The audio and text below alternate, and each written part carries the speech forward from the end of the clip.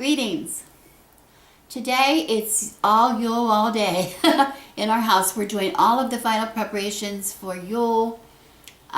It's coming up this week. We're getting our tree finished and some of our very simple decorations finished that we haven't done yet. We're a little behind this year because we're on a pretty tight budget. So, but anyway, I wanted to share, I'm going to put up a few just short videos in case you're interested. Today we're talking about our Yule tree. And also the magic of citrus and how I include citrus in our Yule celebration. Let me take a drink of my tea first because my hands are freezing. Nice and hot. Oh, and by the way, I want to mention, I'm not crazy. I said on one of my last videos that we were so cold in this house, and I was complaining about how cold I was in the house, and I know some of you were saying, wow, California, you're whining about it being in the 40s, because I thought it was in the 40s. I mean in the 50s. Well, it was in the 50s in the daytime, but it was in the 40s at night. It got down into the 40s at night now. Even some of you cold weather people understand the 40s is cold, right? And I know it's not cold if you're talking about 20 below or whatever, but if you don't have heat in your house and it's 40 degrees, that's really cold. So I'm not crazy. I'm not crazy. It was really cold in here. So anyway, not to complain, but just so you don't make fun of me thinking I'm some kind of a whiny California person, because I know we do whine. But I wasn't whining this time. Okay, so anyway, back to this. We're finishing up our Yule tree. I mentioned before, and if you're just joining me in this series for the first time, the one thing that we do always, no matter what, we did it as celebrating Christmas as Christians, and we celebrate Christmas with my family every year, always. But it's a part of our Yule celebration as well, because Yule is a tradition. The bringing in a tree, a live tree into the home, greens into the home, is a Yule tradition. And yes, it was adopted by the Christians, but it wasn't, it's a Christian tradition now. It is as well. So it's just, we just share that in common. Let's just say that and be nice.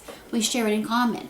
Nobody is stealing from anybody, because, if you're a Christian, you come by your Christian traditions honestly. And if you're a pagan, you come by your pagan traditions honestly. And if they happen to have come from each other or come up in the same way, we just need to, look at that as a similarity that we have between us, instead of something that we need to argue about. We don't need to argue about that. So stop arguing. It's a holiday season. We should be happy. Be happy. Okay? So anyway, our tree is very, very, now as we celebrate it as a Yule tree in a pagan tradition, my husband and I, to my children's chagrin somewhat, we do not include all of the traditional ornaments. Not to say that I won't ever go back and do that. I very well might. But our celebrations are really quite small in these years, and so we don't really, to be honest, we don't want to drag out a lot of traditional ornaments and go through all that hassle. We have cats who are very vile when it comes to ornaments. We have a puppy, a very large, rambunctious puppy who's very destructive, who will eat a tree in 5 minutes if given the chance. We're not about to bring out the precious ornaments. So we found it very pleasant for both of us to just use really simple Yule traditional things for Yule. And the beauty is therefore in the tree, beauty is in the lights and the simplicity, which is what we are celebrating.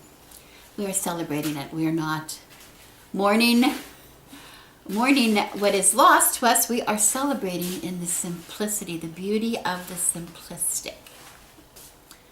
Okay, so anyway, I want to talk to you about citrus. We're going to be using, of course, I have the lights, and I will be at the end of this video, I will be posting a picture of our completed tree. So not that it's a big deal, but just so you can see I'm not kidding when I said it's kind of simple. But it's lovely nonetheless. And for us, it's exceptionally lovely because we are using things that we harvested, there's that word again, from our own property. Okay, we happen to have citrus trees on our property. We have orange trees that have been, an orange tree that has been on our property since before we moved here in 1979. So I don't know how long old the tree is, but it's really, it's wonderful. It's bountiful, gives us a bountiful crop every year. They're nice and sweet. I think it's a Valencia orange, which is wonderful for juice or just for eating. Very, very juicy. And the peel is lovely, so we have those. We have, I told you before, a lemon tree that has been on our property since before we moved here, that for some reason, like 2 years ago, decided to revert back to the original tree it was grafted onto, I guess, and it's now half of a grapefruit. Half of it is grapefruit, half of it is lemon. And it produces these lovely little grapefruits, which are called something. Oro Blanco, someone said from somewhere. Look up and say thank you. Thank you, whoever you were that said. That reminded me. Oro Blanco, which means, what does it mean? Oro Blanco is white. Oro is, what is oro? Gold. Gold. Yellow. No. No, it's like yellow. Yellow is amarillo. Amarillo. Oh, He's looking, oh, whoever it is that was talking to us is looking it up on something that he happens to have in his pocket. So, oro blanco means globe. Maybe globe. White globe or white something. Anyway, they're very lovely. They have a thick skin and they have a lot of seeds inside, but oh, the juice is lovely. And this is the grapefruit that I was talking about. If you saw my video, when I was doing my harvest video on the wonderful margaritas we make. These make the best margaritas because they have so much juice and they're little. They're not as sour as regular white gold. Well, whoever it was who's talking is really, really very good in his language. It's one word. That's why I was confused. It's not oro blanco. It's one word. Oro blanco, which means white gold. And they really are. They're delicious. So anyway, whatever my tree decides to be, I hope it stays as a salad tree, which it is right now.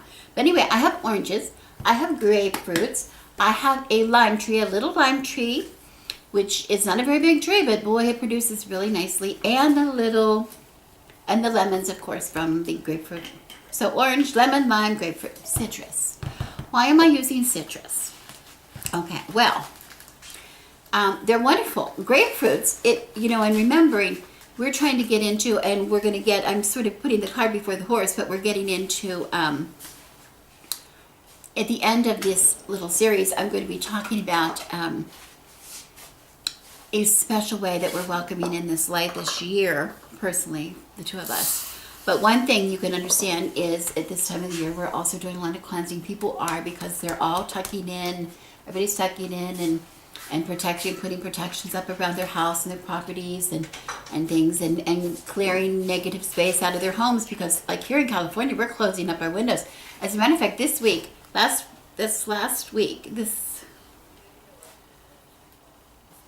leading up today, this week was the first time I actually had every window in my house closed. Every window. I usually keep one bedroom, even when it's a little cold, I keep one of my bedroom windows open because I like to tuck in under covers, and that's sort of nice, being a little chilly and tucking in. But oh no, the last couple of nights it has been, all my house has been closed up. So, I'm really, keeping my space, keeping negative energies from being trapped in my home is a big deal to me, because I always have fans going, I always have open windows whenever I can to keep the energy flowing through my house. And I'm really, when I am tucking in and closing all the windows, I am doing everything I can to keep things from building up, negative things from blocking up, negative, not having any areas where anything gets blocked, the energy. If you know anything about feng shui, that's a really important element about feng shui, which I'm really a big follower of that idea. I can feel it as an empath. I can feel when there's negative energy trapped in a room, and it's very uncomfortable. So, grapefruits are really good to cleanse and purify space. Okay, limes are really good to protect, add a they purify as well, but they add another layer of protection. They help promote calmness and tranquility. And I don't know, I remember seeing a video from the Lady Grave Dancer. You know, I start to sound like a stalker because I always am quoting her, but she has so much information. But she recently did a video, please go look if you haven't seen it, about using citrus. She uses it as a sponge. She uses it essentially this way with her hands as a squeezing it to promote calmness, I think, and using the oil, getting the oil on her hands. She does something. I'm not sure if she uses limes, but if she uses limes, I think that's a really good way to, because I think they're really good for calming. They promote calmness. Okay. They also are good for strengthening love. So we love that too. Okay. The lemons, everybody knows. Lemons have a great cleansing property and purification properties. They're good to rejuvenate you. And they're also really good to remove any kind of negative energies or blockages. So I like that as well. They're good to break negative ties with the past. And boy, we're breaking some negative ties with our past right now, aren't we, boys in the room? Boy, yeah. Boy, yeah, he says. Also, it strengthens relationships, helps to strengthen relationships and friendships and love relationships, and maybe even lust, which would be really fun in the cold winter. Wonderful way to keep warm. Anyway, so these things are going on our tree. And I saved orange to the very last because orange has so many properties, good properties at this time of the year and good memories for a lot of people. I don't know about you, but as a child, every Christmas morning when I got up and went to open the things in my stocking, the toe of my stocking had an orange every year. We did that with our kids too when they were little. They had a toe in their stocking. Why? Well, I'm not sure exactly why. I always thought it was because oranges were hard to come by where we lived. And so I felt a little funny putting oranges from my tree and my children's toes of their stocking, which came from their yard, but they didn't seem to mind. But there's a legend, an old legend that says that Father Christmas, or Saint Nicholas, I guess, or I'm not sure who it was about. Probably Saint Nicholas came across a family that was too poor, a man who was too poor to get his daughters married off, I think, because he didn't have money for a dowry. Well, that doesn't sound like Father Christmas. I don't know who it was about. But anyway, because that would make Father Christmas a bit of an asshole, which I don't think it is. But anyway, you know how important it was for fathers to get rid of those daughters and get them married off. Anyway, they didn't have enough money for a dowry. So, and they had their stockings hanging by the, fire to dry, as they did. And he tossed gold coins down their chimney, which I'm not exactly sure why. But it sounds so silly when you relate some of these stories. But anyway, they ended up in the stocking. So there's sort of a legend, some kind of a legend, a folk tale that goes with the oranges in the stocking. I don't know. But why do we care about oranges as witches? We care a lot because oranges have a lot of really magical properties. They attract abundance, they attract happiness, love, prosperity. Oh, we need that. We need prosperity. And also, they are representative of the sun. What do we care about the sun? Yes, remember, this is the time of the year now. After the solstice, we're going to have the return of the sun. It's going to start coming back, increase the light every day. Okay. So you're going to see a lot of oranges, in Yule tide decorations, and that's one of the reasons. Also, it's delicious if you candy the peel. It's absolutely delicious. All of these, the peel candies really well, but orange is, of course, everybody loves that. Who doesn't love that? So we're going to have, what I do, and what we've done for the last several years, is we take the fruits, and I don't know if you can see it here, but I have a little cutting board. And I'm just going to slice, and we just try to slice thin slices. Oh, the smell of that.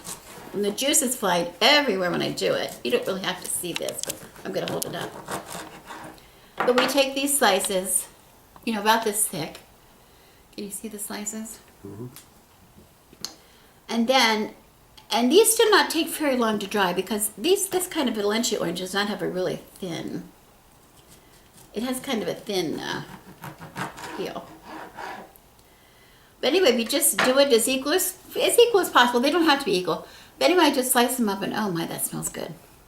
And then I'm lucky enough to have a dehydrator. I don't know if you can see that behind me. It's behind me. Which does it in no time. But you can put them out in the sun on screens, or you can put them out in the room if you have time ahead of time and just dry them. Okay? And what you get when they're dry, I was hoping that I could see the camera. Thank you, so I can see. Thank you very much. Whoever you may be. What you get when you dry, can you see these? Yes, you can. All these lovely things, and they dry in different ways, okay? The oranges, okay, the oranges dry as you think, and they're very lovely. The oranges are really beautiful when they dry. They still smell a little bit. The lemons, here's the grapefruits. The grapefruits have a lot of seeds. So it shows up with a lot, I don't know if you can see that. But how many seeds are in that slice? A lot of seeds. But oh, they're just so lovely because the seeds make a pattern all of their own. And sometimes some of the seeds fall out in the dehydrator. Here's another one. And sometimes you even, if you're lucky, you even get like a pentagram in the middle. And the lemons, of course, are really delicate little slices the lemons make. But, oh, my favorite ones, for some reason, are the limes. And the limes, looking down on my tray, or just looking at it here, you see that it's very dark. Can you see? I think you see. It's very, very dark. It's a darker color. It dries in a darker color as compared to, you know, the grapefruit. You see, it's dark. Now you can see. This is a grapefruit. This is a lime. See how dark it is? But watch, when it hangs on the tree and it gets the light, catches the light, look what happens. It's all of a sudden translucent. And it's beautiful. And isn't that very symbolic of what's happening at this time of the year? The darkness, and we're welcoming in the light. Oh, I just love that. I think it's so much fun. Okay, so these are going to go on our tree. And all I do to get them on the tree, I have these little hooks, like we all have a billion of these things tangled up. Little Christmas ornament hooks. And I do, and my husband was really smart because he's the one that figured this out. You go from the back. Because some of them, when they dry, they have a lot more peel on one side than the other. Like it's thicker. Because it's not, you see it's thicker here. Oh yeah. Now I know why everybody's always doing this, but it's thicker. I'm right-handed. You know, it comes in. The edge of the peel's here on this side, and the other edge is here. Where on this side, they're both here. So in order to make sure you miss that, you go in from the side, which has the thicker peel, and you put the narrow side of the hook, and these bend really easily, and then you just hang them up. And then when you put them on the tree, this will bend any old way you want it to. Okay. So we're going to be putting the rest of these on the tree. We have some on the tree. And these last, you know, a couple years.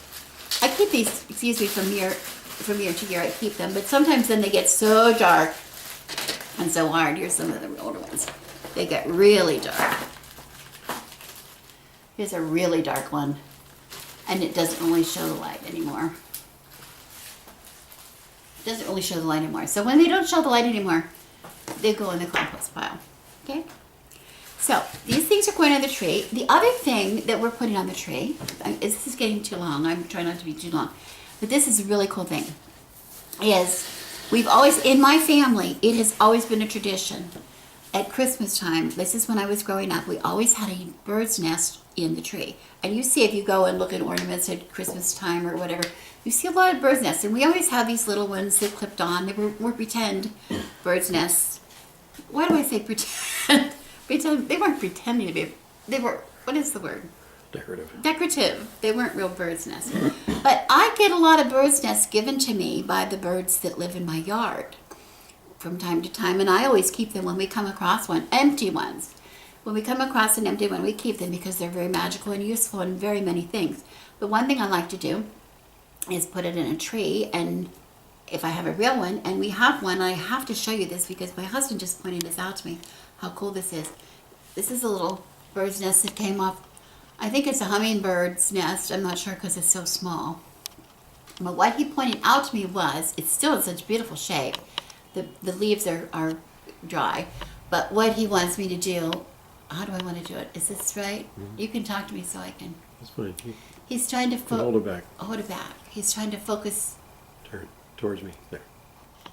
He's trying to focus in to the inside. Should I put my hand behind it? So Nope. okay. Because what he's pointing out is what it is made out of. Most of it is made out of, can you see? Hair from Finn. Finn's golden retriever hair, which I think is so cool because it's nice that his hair could be used for something useful. But it's just so wonderful. So that's something that Finn comes from Finn, used by the birds, and then given back to us, right? Isn't that really cool? So this is going to go on our tree in the memory of my family. And why did they put them on there? Well, it turns out that an empty bird's nest, a bird's nest of any kind, means a year of health and fortune, good fortune for the entire family. And oh, we need that. We need that. Oh yeah. And what else is going on our tree is something we've sort of done in the last couple of years. It's become like a tradition, you know. I like to include, I've had birds on my tree before, but now we're including always these little cardinals. It's not a real cardinal. Don't freak out. It's just a little decorative cardinal that I found and I was really excited about because, oh, it's from my parents. You know, my parents in their house had a big picture window off of their sun porch, and we would sit up and look, and there was bird feeder out there, and oh, the cardinals were so glorious. And my children particularly my daughter was so taken one year, the first time she ever saw snow, and it was a beautiful Christmas snow, and it was deep and luscious, and the cardinals in that snow was just so beautiful. She was so enraptured by that. She'd never seen, because we don't see cardinals here, and that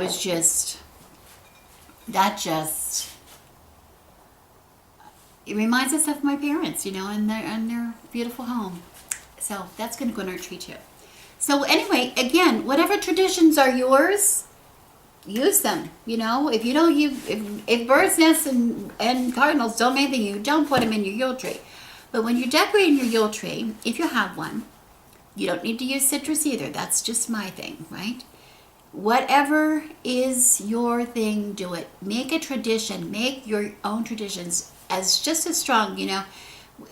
Christians, and for Christmas there are so many traditions that we use, so many traditions at Thanksgiving time, so many traditions people have at Easter time, and pagan holidays need to be the same. We need to make sure we build up traditions again, so it is important to us. It's something that fills up a place in our heart. That's what it should be doing.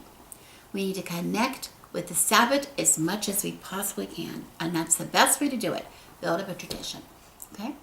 So, thank you for watching. Sorry if this went too long. I'm Rebecca, and I wish you blessings. I just realized I'm wearing pink glasses from the bedroom. Did you know I Leave was that wearing? on. Did you know? Oh, you can shut it.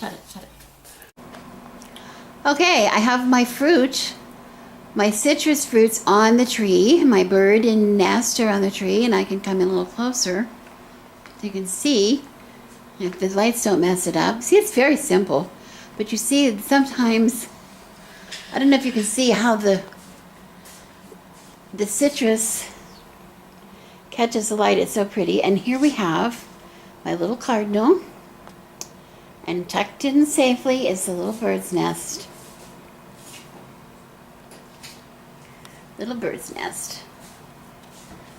So there's our tree this year. Very simple, but oh, so lovely, and it smells so fresh. And so far the cats haven't really paid that much attention to it, so okay. Okay, so thank you for coming to my channel. Yule blessings to everyone.